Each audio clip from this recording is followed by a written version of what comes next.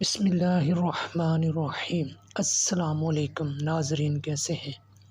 امید کرتے ہیں کہ اللہ تعالیٰ کے فضل و کرم سے آپ سب لوگ خیریت سے ہوں گے، اور ہم ہمیشہ دعا گو ہیں کہ اللہ پاک آپ کو اور آپ کی فیملی کو صحت اور تندرستی عطا فرمائے۔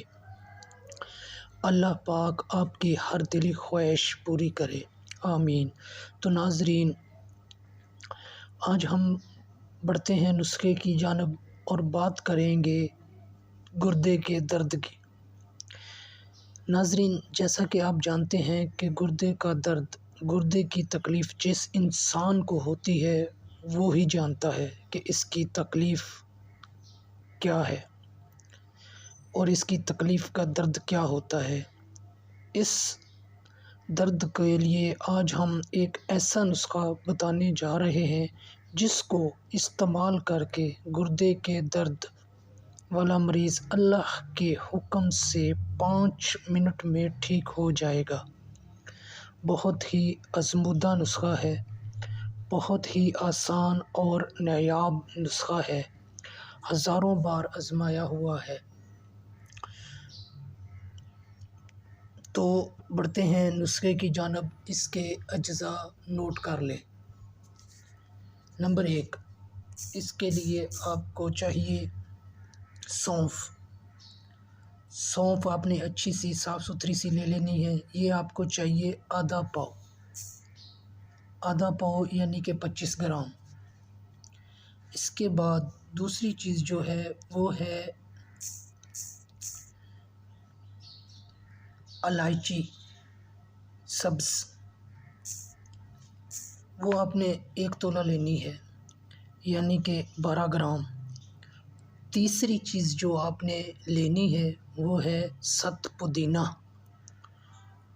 1 تولہ یعنی 12 گرام۔ بنانے کا طریقہ: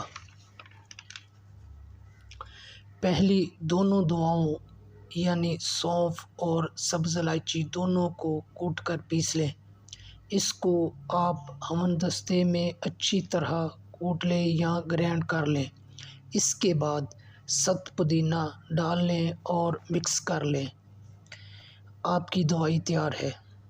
طریقہ استعمال: 4 گرام نارمل پانی کے ساتھ مریض کو دیں۔ خدا کے فضل و کرم سے گھڑی کا ٹائم دیکھ لیں، 5 منٹ میں درد گردہ ختم ہو جائے گا۔ یہاں آپ کو ایک اور چھوٹا سا نسخہ بتاتے چلیں۔ درد گردہ اور درد رحم دونوں کے لیے روغن دارچینی یعنی دارچینی کا جو تیل نکلتا ہے اس کو روغن دارچینی کہتے ہیں۔ یہ روغن دارچینی درد گردہ اور درد رحم کو بھی نفع دیتا ہے۔ اس صورت میں 5 قطرے روغن دارچینی دودھ کے ساتھ پینا مفید ہے۔ اس کو بیرونی طور پر درد گردہ کی صورت میں پشت پر اور درد رحم کی صورت میں ناف کے نیچے لگانے سے فائدہ ہوتا ہے۔ بے شک اللہ کی ذات ہی شفا دینے والی ہے۔ ہمارے چینل کو لازمی سبسکرائب کریں۔ اگر ویڈیو اچھی لگی ہے تو لائک کر دیں۔ اگر کسی بھی بات کی سمجھ نہ آئے تو ویڈیو کے نیچے کمنٹس کر کے آپ ہم سے پوچھ سکتے ہیں، ہم آپ کو فوراً ہی اس کا رپلائی دیں گے اور جواب دیں گے۔ اسی کے ساتھ مجھے دیجیے اجازت، پھر ملتے ہیں کسی اور نسخے کے ساتھ۔ تب تک کے لیے اللہ حافظ۔